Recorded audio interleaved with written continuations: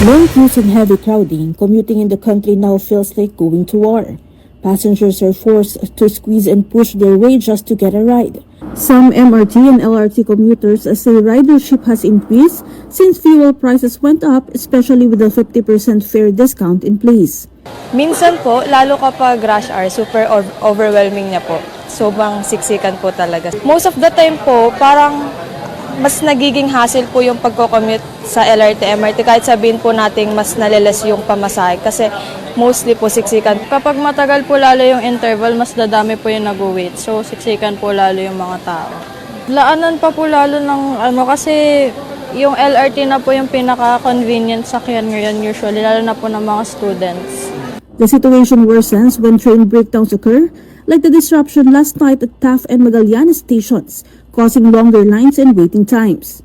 On Tuesday, nearly 500,000 passengers rode the MRT, while more than 400,000 took the LRT. Meanwhile, along Commonwealth Avenue in Quezon City, passengers struggled to find riders due to limited public transport. Commuters are now forced to improvise. Arin ko na lang, papuntang pa ako. Kaya walang masakyan. Tiyagay-tiyagalan din tayo ngayon kasi wala tataas talaga yung gasolina. Anong balak bukas? Bala na po. Other options include the EDSA busway and the UV Express, but UV fares may also increase.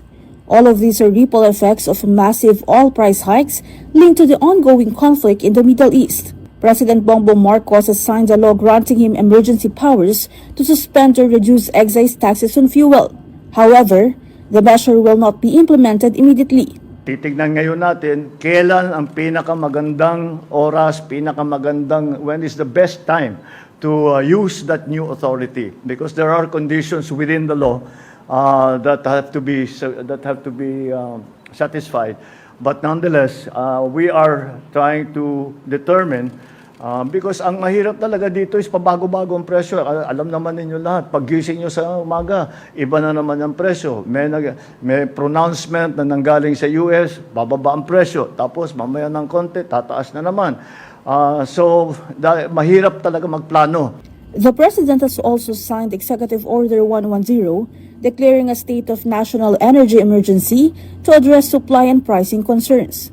Malinaw ang salitang ginamit natin. Energy emergency. Hindi ito emergency ng pangkalahatan. It is a very specific and a very precise emergency. It is an emergency of the energy sector, the supply of energy, and the prices of energy.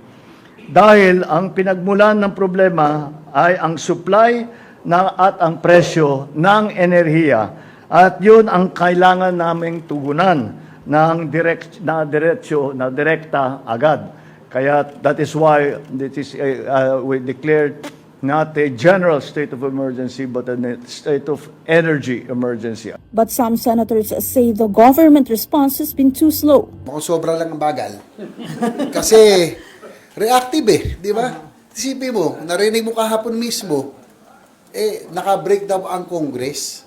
My God, crisis na tayo, naka-breakdown ang Congress. Emergency situation, the President may call on the Congress at any time. Dapat kaagad, nung nangyari ito sa Strait of Hormuz, na-anticipate na natin magkakaroon ng supply issues. No? Unlike sa Ukraine, tumaas nga yung presyo pero walang supply issues yun. No? Kasi hindi naman tayo bumibili sa kanila. So ito dapat na-anticipate kaagad. No? At when I say anticipate, kasama na dito yung pagdadraft ng National Contingency Plan. Kasi nga, ang punto naman natin dito is kailangan guided rin ang publiko at ang lehislatura kung ano ang gagawin sa bawat ibang senaryo. Lawmakers warn that if the oil crisis is not addressed immediately, jobs could be at risk. Despite concerns over global supply, the President assures that the country's oil supply remains stable for now. Sa aming analysis, wala tayong problema para sa supply ng petrolyo at saka ng mga petroleum products.